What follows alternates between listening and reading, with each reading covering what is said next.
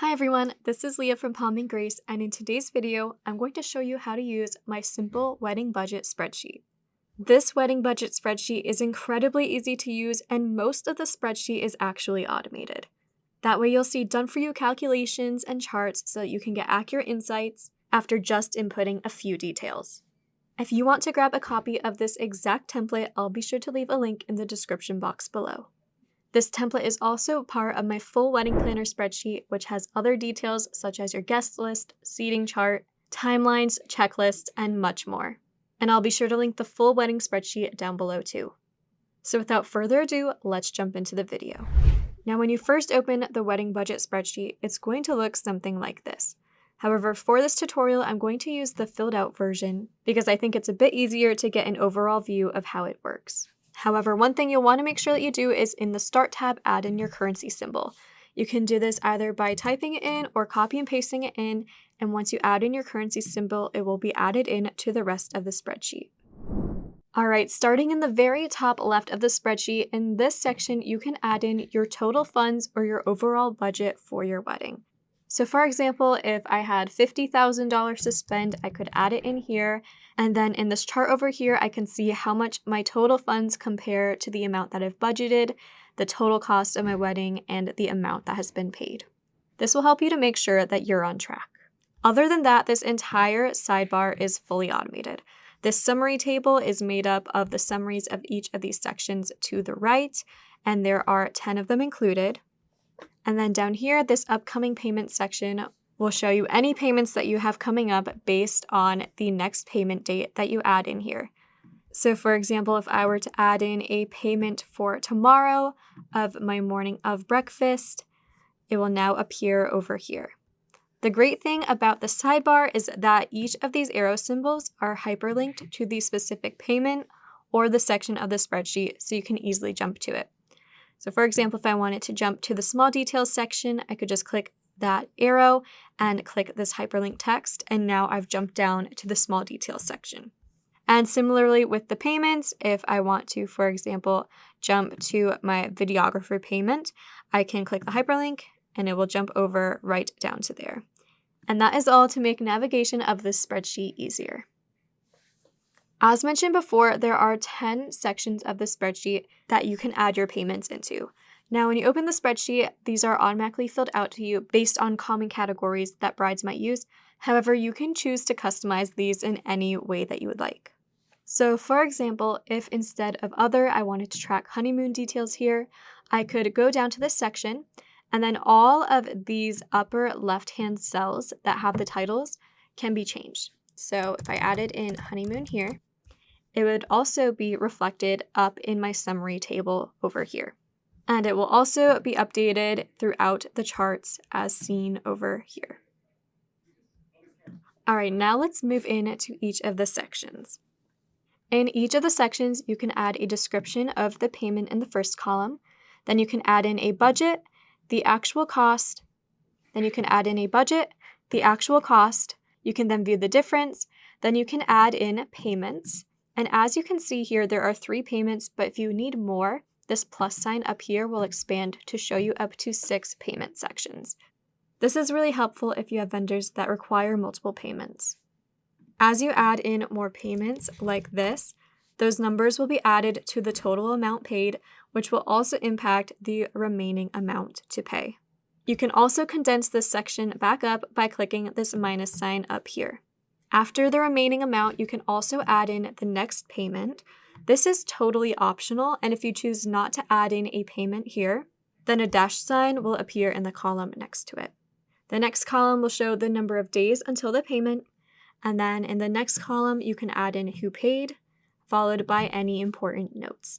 Now, as you can clearly see here, I also have added some conditional formatting to the automated columns. The formatting in each of these columns shows you a different thing, and if you want to be reminded of what they show, you can just hover over the title and it will show you what the green and the red means. So in this difference column, the green means that you spent under the budget, and the red means that you spent over the budget. In the total paid and remaining area, the green shows you when an expense is fully paid, and the red shows you when an expense is not fully paid. And then lastly, in the days column, The green shows you when you still have time to make the payment, and the red shows you when it is overdue. If you decided not to add in a next payment, that is totally fine, and as said before, the dash symbol will appear, which has a green formatting. Now you may be wondering, can I only add in expenses that have multiple payments here? And the answer is definitely not. If you make a payment for something that is a one-time payment, all you have to do is add in that one payment in the first payment column. So here's what I mean. Let's say, for example, I want to buy some wedding shoes, and my budget for them is $100. I find the pair that I want for $80, which means that I'm saving $20 in my budget there, which is why it is formatted green. And because it's just wedding shoes, I'm only making one payment, so I'm just going to go ahead and add in my $80 here. Now you can see that my wedding shoes are fully paid off. If you wanted to add in, for example, a multi-payment expense, here's how you could do that. Let's name it expense 1, and then we'll give it a budget of $3,000. Maybe the actual cost is $2,500, which means that we are $500 under budget. And then let's say we have to do an upfront payment of $1,000, which means that I then have $1,500 left to pay of the payment. Maybe for whatever reason, this vendor requires another $1,000 payment throughout the process, which leaves us with $500 left to pay, and then we can add in that final payment to the payment 3 column. If I didn't yet make the payment, I could choose to add in a payment date. So let's choose April 30th, which is 14 days away. And as shown before, that payment should now be shown over here, which it is. Now, once you've made the next payment, you can simply delete that payment from here, which will remove it from this list, and it will also mark off as green so that you know you've paid it. You also don't have to add in exact dates per se. So if you know you need to make a certain payment, let's say in the month of the wedding, you could add in any date as an estimate. Although it might not be the exact date that you need the payment, it could be good to add it in so it's at least on your radar. As you add in your details and your numbers down here, the charts up here will automatically update, as well as the summary numbers up here, which are the total amount budgeted, the total cost, the total left to budget, the total amount paid, and the total amount left to pay. Now, there are a few things I want to show you that will help you to customize the spreadsheet in the way that you want it. First of all, let's say, for example, that you actually don't want to view the difference column or any of the columns in this section. You can easily do this by selecting the column or columns that you would like to hide, right-clicking, and then clicking Hide Columns. And once you do that, the columns that you don't want to see will be hidden. You can also do the same with rows if you decide that you have extra rows that you don't want to see by selecting the rows, right-clicking, and selecting Hide Rows, just like this. To unhide them, you can simply click the arrows in the upper or left-hand sidebars.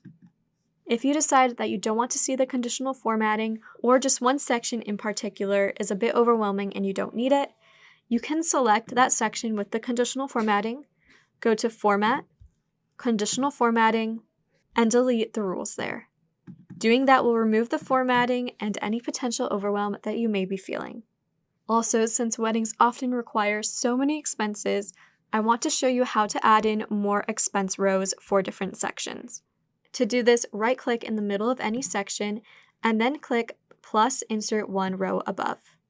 You can also select multiple rows, right-click, and do plus insert however many rows above. As you'll see, the new rows are added and any formulas and conditional formatting will automatically be applied into them.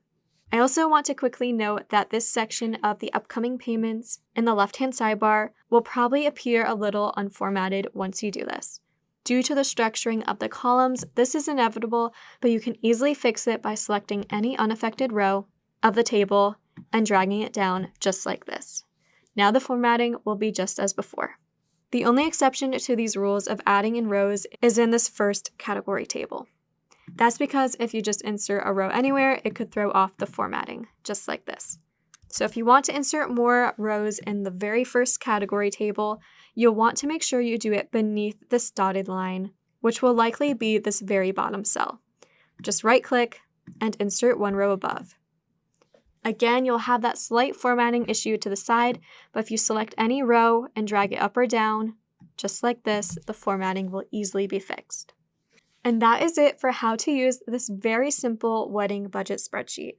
I truly hope that this spreadsheet helps you to track your wedding budget, costs, and payments to take some overwhelm off your plate and to make wedding planning more enjoyable. I'm so excited for you to use this template, and I hope that it brings you some peace of mind and improves your wedding planning experience. If you have any questions at all, please do not hesitate to reach out to me and I'll be more than happy to help.